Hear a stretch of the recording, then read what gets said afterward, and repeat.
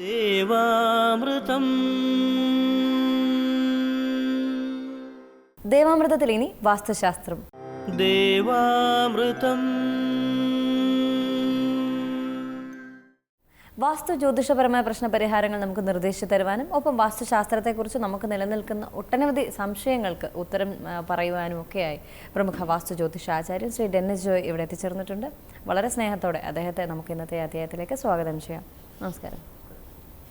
ഇന്നത്തെ കത്തിലേക്ക് ഏറെ പ്രിയങ്കരനായ ഡെന്നിസ് ജോയ് സാറിന് ഞാൻ ഇവിടെ 20 സെൻറ്റ് സ്ഥലത്ത് ഒരു വീട് പണിയുവാൻ ആഗ്രഹിക്കുന്നു. അതനുസരിച്ചൊരു പ്ലാൻ വരച്ചു. ഇതിൽ വടക്ക് ഭാഗത്തും കിഴക്ക് ഭാഗത്തും റോഡുണ്ട്. ഇതുകൊണ്ട് ദോഷമുണ്ടോ? ഈ പ്ലാനിൽ എന്തെങ്കിലും മാറ്റങ്ങൾ വരുത്തേണ്ടതുണ്ടോ? സ്ഥലത്തിന് ദോഷങ്ങൾ വല്ലതുമുണ്ടോ? സാർ ഇത് ഫൈനൽ ചെയ്തിട്ടേ ഞങ്ങൾ വീട് പണി ആരംഭിക്കുകയുള്ളൂ. അതുകൊണ്ട് ദയവായി മറുപടി തരണമെന്നാണ് പറഞ്ഞിരിക്കുന്നത്. ഈ ഒരു പ്ലാൻ എടുക്കുന്ന സമയത്ത് ഇതിൻ്റെ നോർത്ത് ഭാഗത്തും ഈസ്റ്റിൽ ഭാഗത്തും ഒരു വഴി കാണുന്നുണ്ട്. കാരണം നോർത്ത് ഭാഗത്തും ഈസ്റ്റ് ഭാഗത്തുമായിട്ട് ബന്ധപ്പെട്ട വഴിയുള്ളത് ആ വീട്ടിൽ താമസിക്കുന്ന ഐശ്വര്യമായിട്ട് തന്നെയാണ് കാണുന്നത്. പക്ഷേ ഇതിനകത്തൊരു കാര്യം വെച്ചാൽ ഇത് വന്നു കഴിയുമ്പോൾ ഇതൊരു മുക്കവല പോലെ ആവും. കാരണം രണ്ട് സൈഡിലും റോഡ് വന്ന് ചേരുന്ന ഭാഗം. പക്ഷേ ഇവർ വീട് പണിയുമ്പം ഇതിൻ്റെ ദോഷം വരാത്ത രീതിയിൽ വേണം ഇവർ കുറ്റിയടിച്ച് ഇവർ വീട് പണി സ്റ്റാർട്ട് ചെയ്യാനായിട്ട്. കാരണം നോർത്ത് ഭാഗത്തും ഈസ്റ്റ് ഭാഗത്തും വഴിയുള്ളത് എന്തുകൊണ്ടും നല്ലതാണ്. പക്ഷേ മുക്കവലയുടെ പ്രശ്നങ്ങൾ ബാധിക്കാത്ത രീതിയിൽ വേണം ഇവർ കുറ്റിയടിച്ച് പണി സ്റ്റാർട്ട് ചെയ്യാനായിട്ട്. അതുപോലെ ഇതിൻ്റെ പ്ലാൻ വരച്ചിരിക്കുമ്പോൾ മെയിൻ ഡോറ് കൊടുത്തിരിക്കുന്ന കൃത്യമായിട്ട് മധ്യഭാഗത്തായിട്ടാണ്. അത് മദ്യം വിട്ട് കിഴക്ക് വടക്ക് ഭാഗത്തേക്ക് അത് മാറ്റി സ്ഥാപിക്കണം. അതുപോലെ ഈ ഒരു പ്ലോട്ട് എടുക്കുന്ന സമയത്ത് ഇതിൻ്റെ കിഴക്ക് വടക്ക് ഭാഗം വളഞ്ഞാണ് ഇരിക്കുന്നത്. കാരണം വെച്ചാൽ അവിടെ രണ്ട് റോഡുകൾ തമ്മിൽ ചേരുന്ന ഭാഗമാണ്. ടി ജംഗ്ഷൻ പോലെയാണ് ഇത് ശരിക്കും. അപ്പോൾ ഈ കിഴക്ക് വടക്ക് ഭാഗം ആ വളവ് വരുന്ന ഭാഗം ഭൂമിക്ക് അടിയിൽ കൂടി ഇവർ കെട്ടിയിട്ട് അത് സ്ക്വയർ ചെയ്തെടുക്കണം. കാരണം വെച്ചാൽ ആ ഭാഗം 90 ഡിഗ്രി തന്നെ നിൽക്കണം, വളയാൻ പാടില്ല. കാരണം ചില വീടുകൾ നമ്മൾ മതിലൊക്കെ എടുക്കുന്ന സമയത്ത് അതിൻ്റെ കിഴക്ക് വടക്ക് ഭാഗം വളഞ്ഞാണ് ഇരിക്കുന്നത്. അപ്പോൾ ഈ കിഴക്ക് വടക്ക് ഭാഗം വളഞ്ഞിരുന്ന് കഴിഞ്ഞാൽ ആ വീട്ടിൽ താമസിക്കുന്ന കുടുംബ അംഗങ്ങൾ തമ്മിൽ ഒരിക്കലും ഒരു ഐക്യത ഉണ്ടാവുകയില്ല. കാരണം അപ്പം പറയുന്നത് മക്കൾ കേൾക്കണമെന്നില്ല, മക്കൾ പറയുന്നത് അമ്മ കേൾക്കണമെന്നില്ല, അച്ഛനും അമ്മയും പറയുന്നത് പിള്ളേരും കേൾക്കാത്ത ഒരു അവസ്ഥയിലേക്ക് പോകും. കാരണം എല്ലാവരും അവരവരുടെ സ്വയം തീരുമാനം അനുസരിച്ച് മുന്നോട്ട് പോകും. അത് തന്നെയല്ല, അത് ഗ്രഹനാഥൻ്റെ അഭിവൃദ്ധിക്ക് അത് ദോഷം ചെയ്യും. കുട്ടികൾക്ക് വിദ്യാഭ്യാസപരമായിട്ടുള്ള ബുദ്ധിമുട്ടുകളുണ്ടാക്കും. അതുപോലെ തൊഴിൽപരമായിട്ടുള്ള തടസ്സങ്ങളുണ്ടാകും. കാരണം അങ്ങനെ വീട്ടിൽ താമസിക്കുന്ന ഗ്രഹനാഥൻ എത്ര ശ്രമിച്ചാലും അയാൾ അർഹിക്കുന്നതായിട്ടുള്ള ഉയർച്ച ഉണ്ടാക്കാനായിട്ട് ബുദ്ധിമുട്ടായിട്ട് വരും. പക്ഷേ ഈ ഒരു വീടിൻ്റെ ഈ ഒരു കിഴക്കുടക്ക് ഭാഗത്തെ ആ വസ്തുവിൻ്റെ ഭാഗം അത് സ്ക്വയർ ചെയ്തെടുക്കുമ്പോൾ ആ ഒരു പ്രശ്നങ്ങൾ പൂർണ്ണമായിട്ടും മാറിക്കിട്ടും. അത് സ്ക്വയർ ചെയ്ത് എടുത്ത ശേഷം ഇവർ വീട് പണി ചെയ്യുന്നതായിരിക്കും കുറച്ചുകൂടെ ബെറ്റർ. അതുപോലെ ഇതിൻ്റെ ചുറ്റളവ് എടുക്കുന്ന സമയത്ത് ഒരു 110 സെൻറ്റിമീറ്റർ കൂടി ഇവർ കൂട്ടിയെടുത്തെങ്കിൽ മാത്രമേ കൃത്യമായിട്ടുള്ള ഒരു ചുറ്റളവിലേക്ക് ഇത് വരികയുള്ളൂ. അതുപോലെ ഇതൊരു ചെറിയ പ്ലോട്ടാണ്. അപ്പോൾ ഈ വഴിക്കൊക്കെയുള്ള സ്ഥലം വിട്ട് കഴിയുമ്പോഴത്തേക്ക് ചെറിയ പ്ലോട്ടായിട്ടാണ് ഇവർ ചെയ്തിരിക്കുന്നത്. കാരണം ഇതിനകത്ത് സെൻട്രൽ ഭാഗത്തായിട്ട് ഇവർ ടോയ്ലറ്റ് കൊടുത്തിട്ടുണ്ട്. കാരണം വെച്ചാൽ ആ ടോയ്ലറ്റ് വന്ന് കയറുന്നത് നമ്മുടെ ബ്രഹ്മസ്ഥാനത്തേക്കാണ്. കാരണം അതിൻ്റെ കുറച്ച് ഭാഗം ബ്രഹ്മസ്ഥാനത്തേക്ക് കയറിയാണ് നിൽക്കുന്നത്. കാരണം വെച്ചാൽ ബ്രഹ്മസ്ഥാനത്തായിട്ട് ടോയ്ലറ്റ് വരാൻ പാടില്ല. ബ്രഹ്മസ്ഥാനത്ത് ഭിത്തിയോ ടോയ്ലറ്റോ വാഷ് ബേസിനോ ഇങ്ങനെയുള്ള കാര്യങ്ങളോ നനവ് വരുന്ന ഒരു കാര്യങ്ങളും നമ്മൾ ചെയ്യാറില്ല. അപ്പം ആ ഒരു ഭാഗം ഓപ്പണാക്കി വിടത്തക്കണം വേണം ഇവർ പ്ലാൻ ചെയ്യാനായിട്ട്. ഇപ്പോൾ ഇവർ പ്ലാൻ മാത്രം വരച്ചിട്ടേ ഉള്ളൂ. ഇപ്പോൾ ഇവർക്ക് ഏത് രീതിയിലുള്ള കറക്ഷൻ വേണമെങ്കിലും ഇവർക്ക് ചെയ്യാൻ പറ്റും. അതുപോലെ കിഴക്കോട് ദർശനമായിട്ടുള്ള വീടാണ്.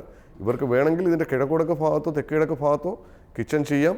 കാരണം ഫ്രണ്ടിൽ കിച്ചൺ വരുന്നത് ഇവർക്ക് ഇഷ്ടമല്ല എന്നുണ്ടെങ്കിൽ വടക്ക് പടിഞ്ഞാറ് ഭാഗത്തായിട്ട് ഇവർക്ക് കിച്ചൺ മാറ്റി സ്ഥാപിക്കാം. അതുപോലെ ഇതിൻ്റെ സെപ്റ്റി ടാങ്കിന് ഇപ്പോൾ ഇവിടെ സ്ഥാനം കൊടുത്തിരിക്കുന്നത് ഇതിൻ്റെ വടക്ക് പടിഞ്ഞാറ് ഭാഗത്താണ്. കാരണം വെച്ചാൽ വടക്ക് പടിഞ്ഞാറ് ഭാഗത്ത് നമ്മൾ സെപ്റ്റി ടാങ്ക് കൊടുക്കാറില്ല. അപ്പോൾ ഇവർക്ക് ചെയ്യുമ്പം ഏറ്റവും സേഫ്, ഞാനെപ്പോഴും ഇവിടെ ഇരുന്നാണ് പറയുന്നത്.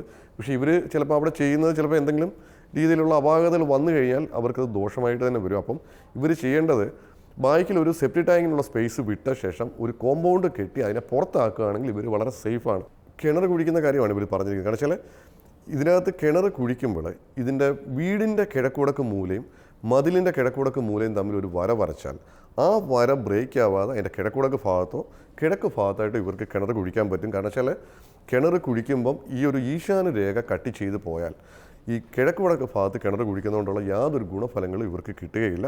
അത് ഒരു ചരട് പിടിച്ച് അറിയാവുന്നവരെ ആരെങ്കിലും കൊണ്ടുവന്ന് സ്ഥാനം കാണിച്ചിട്ട് ചെയ്യുന്നതായിരിക്കും കുറച്ചുകൂടെ ഇവർക്ക് നല്ലത്. അതുപോലെ ഇതിൻ്റെ വടക്ക് ഭാഗത്തും ഈസ്റ്റ് ഭാഗത്തും മാക്സിമം സ്പേസ് കിട്ടത്തക്കവണ്ണം വേണം ഇവർ കുറ്റിയടിച്ചിട്ട് ഇതിൻ്റെ വീട് പണി സ്റ്റാർട്ട് ചെയ്യാനായിട്ട്. മറ്റ് ദോഷങ്ങളൊന്നും ഞാൻ ഇതിനകത്ത് കാണുന്നില്ല. സ്ഥലവുമായിട്ട് ബന്ധപ്പെട്ട് ചെറിയ ചെറിയ പ്രശ്നങ്ങളുണ്ട്. അത് ഇതിന് വേണ്ടുന്ന പരിഹാരങ്ങൾ ഏതെങ്കിലും ഒരു കർമ്മിയെ കൊണ്ട് ചെയ്യിപ്പിക്കണം. മറ്റ് വിഷയങ്ങളൊന്നും ഞാൻ കാണുന്നില്ല. ഈ ഒരു കറക്ഷൻ ഇവർക്ക് ചെയ്ത ശേഷം വീട് പണി മുന്നോട്ട് പോകാം. നല്ലൊരു ദിവസം നോക്കി കുറ്റിയടിച്ച് നല്ലൊരു ദിവസം നോക്കി കല്ലിട്ട ശേഷം ഇവർക്ക് മുന്നോട്ട് വീട് പണി ചെയ്തു പോകും. നമ്മൾ മുൻപുള്ള അധ്യായങ്ങളിലൊക്കെ സർവേ നമ്പറൊക്കെ വെച്ചിട്ട് പോലും നമ്മൾ വസ്തുവിന് ദോഷമുണ്ടോ എന്നൊക്കെ പറഞ്ഞിരുന്നു.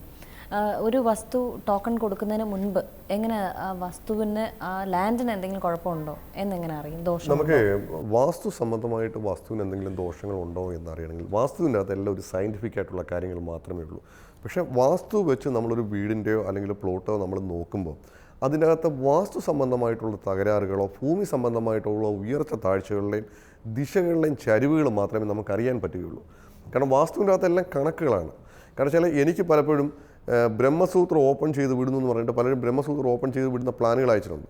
പലപ്പോഴും അങ്ങനെയുള്ള വീടുകൾ ഞാൻ പോയി നോക്കുന്ന സമയത്ത്, കാരണം ബ്രഹ്മസൂത്രം ഈസ്റ്റിൽ നിന്ന് വെസ്റ്റിലേക്ക് പോകുന്ന രേഖയാണ്. കാരണം ഈസ്റ്റും വെസ്റ്റും ഷാർപ്പ് 90 ഡിഗ്രി ആണെങ്കിൽ മാത്രമേ ഇവർ ഓപ്പൺ ചെയ്ത് വിടുന്ന ആ ഒരു ഓപ്പണിങ് കറക്റ്റ് ആവത്തുള്ളൂ. ദിശയ്ക്ക് ചരിവുണ്ടെങ്കിൽ അതനുസരിച്ച് വേണം അതിൻ്റെ ഓപ്പണിങ് ചെയ്ത് വിടാൻ, അല്ലെങ്കിൽ നമുക്ക് ഈ അനുഭവത്തിലോട്ട് പ്രയോജനമൊന്നും ഉണ്ടാവുകയില്ല. കാരണം എപ്പോഴും ദിശയ്ക്കാണ് വാസ്തുവിൽ പ്രാധാന്യം. അത് എത്ര ഡിഗ്രി ചരിവിലാണോ അതനുസരിച്ച് കറക്റ്റ് ചെയ്തെങ്കിലേ അതുകൊണ്ടുള്ള ഗുണഫലങ്ങൾ നമുക്ക് പൂർണ്ണമായിട്ട് കിട്ടുകയുള്ളൂ. രണ്ടാമത്തെ ഒരു കാര്യം, ഈ പറഞ്ഞ പോലെ വസ്തുവിന് ദോഷമുണ്ടോ എന്ന് അറിയണമെന്നുണ്ടെങ്കിൽ അത് പ്രശ്നം വെച്ച് നോക്കിയെങ്കിൽ മാത്രമേ നമുക്കറിയാൻ പറ്റത്തുള്ളൂ. കാരണം വെച്ചാൽ ഈ ഭൂമി ഉണ്ടായ കാലം തൊട്ടുള്ള വസ്തുവാണത്. അതിനകത്ത് ചിലപ്പോൾ പണ്ടൊക്കെ ഒരു നമുക്കറിയാൻ പറ്റുന്ന ചിലപ്പോൾ ഒരു 50 or 100 വർഷം വരെയുള്ള കാര്യങ്ങൾ മാത്രമേ നമുക്കറിയാൻ പറ്റത്തുള്ളൂ. ഇത് എത്രയോ വർഷം മുമ്പ് അതെന്തായിരുന്നു, അതുമായിട്ട് ആ ഒരു വസ്തു വാങ്ങിക്കുന്നതുകൊണ്ട് എന്തെങ്കിലും ദോഷമുണ്ടോ, അല്ലെങ്കിൽ ആ വസ്തുവിൽ എന്തെങ്കിലും പൈശാചിക ഭാവങ്ങളോ മറ്റെന്തെങ്കിലും ദോഷങ്ങളുണ്ടോ എന്നൊക്കെ നമുക്ക് അറിയണമെങ്കിൽ ആ വസ്തുവിൻ്റെ പേരിൽ നമുക്കൊരു പ്രശ്നം വെച്ച് നോക്കുമ്പോൾ നമുക്കറിയാൻ പറ്റും. ജ്യോത്സ്യന്മാർക്ക് അത് അറിയാൻ പറ്റും. അപ്പോൾ അതനുസരിച്ച് എന്തെങ്കിലും പരിഹാരങ്ങൾ ചെയ്യണമെങ്കിൽ അവർ പരിഹാരം നിർദ്ദേശിക്കും. ആ ഒരു പരിഹാര കർമ്മങ്ങൾ ചെയ്ത ശേഷം അവർ ആ വാങ്ങിക്കുന്നതായിരിക്കും നല്ല. ചിലപ്പോൾ ചില വസ്തുവിന് ചിലപ്പോൾ ദോഷമൊന്നും കാണണമെന്നില്ല. പക്ഷേ നമ്മൾ ഇത്രയും തുക കൊടുത്ത് ഒരു വീടോ വസ്തുവോ വാങ്ങിക്കുമ്പം സ്ഥലത്തിന് എന്തെങ്കിലും ദോഷങ്ങളുണ്ടോ എന്ന് ഒരു ജ്യോത്സ്യനെ സമീപിച്ച് അത് പ്രശ്നം വെപ്പിച്ച് നോക്കുന്നത് എപ്പോഴും നല്ലതാണ്. അതിനുശേഷം ഒരു വാസ്തു ചെയ്യുന്ന ആളെ കാണിക്കുക. പിന്നെ അതേപോലെ നമുക്ക് വരുന്ന എല്ലാ പ്രശ്നങ്ങളും വാസ്തുവിൻ്റെയോ അല്ലെങ്കിൽ ഭൂമി സംബന്ധമായിട്ടുള്ള പ്രശ്നങ്ങളൊന്നും ആവണമെന്നില്ല. ചിലപ്പം ജാതകത്തിൽ സമയദോഷം കാണാം, അല്ലെങ്കിൽ ജാതക സംബന്ധമായിട്ട് ചിലപ്പോൾ എന്തെങ്കിലും ദശാസന്ധിയോ അല്ലെങ്കിൽ മറ്റേതെങ്കിലും ദശാപകാരം നടക്കുന്ന സമയമാവാം, ചിലപ്പോൾ കണ്ടശനിയാവാം, ചിലപ്പോൾ ഏട്ടശനിയാവാം. അപ്പോൾ ഏതാണോ നമ്മുടെ പ്രശ്നം എന്നുള്ളത് നോക്കി മനസ്സിലാക്കി അതിന് വേണ്ടുന്ന പ്രതിവിധി ചെയ്തെങ്കിൽ മാത്രമേ നമ്മളെ ബാധിച്ചിരിക്കുന്ന വിഷയങ്ങൾ മാറിക്കിട്ടത്തുള്ളൂ. സമയം നല്ലതാണോ അല്ലെങ്കിൽ സമയം മോശമാണോ എന്നൊരു ജ്യോത്സ്യനെ സമീപിച്ച് കണ്ടുപിടിച്ച ശേഷം അതനുസരിച്ച് നമ്മുടെ കാര്യങ്ങളൊക്കെ ചിട്ടപ്പെടുത്തി പോവുകയാണെങ്കിൽ വലിയ തടസ്സങ്ങളും വലിയ കുഴപ്പങ്ങളൊക്കെ ഇല്ലാതെ മുന്നോട്ട് പോകാനായിട്ട് സാധിക്കും. പിന്നെ വാസ്തുവുമായിട്ട് ബന്ധപ്പെട്ടുള്ള വിഷയങ്ങളോ ഭൂമി സംബന്ധമായിട്ടുള്ള വിഷയങ്ങളോ അത് എപ്പോൾ പരിഹരിക്കുന്നോ അത് അന്നേരം തൊട്ട് അത് പൂർണ്ണമായിട്ടും മാറിക്കിട്ടുകയും ചെയ്യും. വാസ്തുശാസ്ത്രത്തിൻ്റെ ഇന്നത്തെ അധ്യായം ഇവിടെ പൂർണ്ണമാവുകയാണ്. വാസ്തു ജ്യോതിഷപരമായ പ്രശ്നപരിഹാരങ്ങൾക്ക് വാസ്തു ജ്യോതിഷ ആചാര്യൻ ശ്രീ ഡെന്നിസ് ജോയിൽ നിന്ന് വിവരങ്ങൾ അറിയാൻ ആഗ്രഹിക്കുന്നവർ താഴെ കാണുന്ന നമ്പറിൽ അദ്ദേഹത്തെ കോൺടാക്ട് ചെയ്യുക, പ്രശ്നപരിഹാരങ്ങൾ സ്വായത്തമാക്കുക. അതുപോലെ തന്നെ നിങ്ങളുടെ വാസ്തു ജ്യോതിഷപരമായ പ്രശ്നപരിഹാരങ്ങൾക്ക് ഞങ്ങൾക്ക് എഴുതി അറിയിക്കേണ്ട വിലാസം: producer Devamritham, Kaumudi TV, Kaumudi buildings, Petta, Thiruvananthapuram. ദേവാമൃതത്തിൻ്റെ മനോഹരമായ ഇന്നത്തെ അധ്യായം ഇവിടെ പൂർണ്ണമാവുകയാണ്. മറ്റൊരു പുതുമ നിറഞ്ഞ അധ്യായമായി വീണ്ടും കണ്ടുമുട്ടാം എന്ന ശുഭപ്രതീക്ഷയോടെ വിടവാങ്ങുന്നു. നന്ദി, നമസ്കാരം.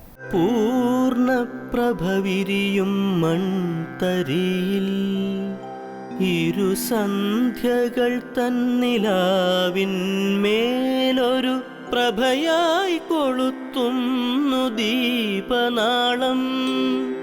അതു തൻ കൃപയായി പകരുന്നു ദേവാമൃതം.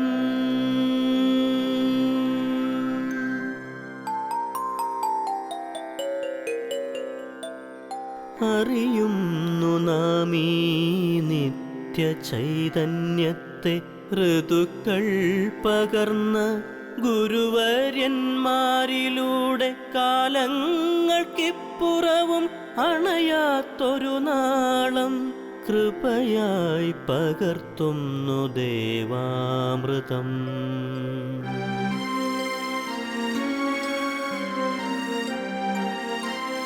മറക്കുന്നു നാം ഇന്നു നമ്മളെ തന്നെ വേദാന്തമില്ലാത്ത നാൾ വഴിയിൽ. അറിവിൻ്റെ ആ ദിവ്യപ്രഭയായി ചൊരിയുന്നു ഗുരുവരുളാകുന്ന ദേവാമൃതം. ഗുരുവരുളാകുന്ന ദേവാമൃതം.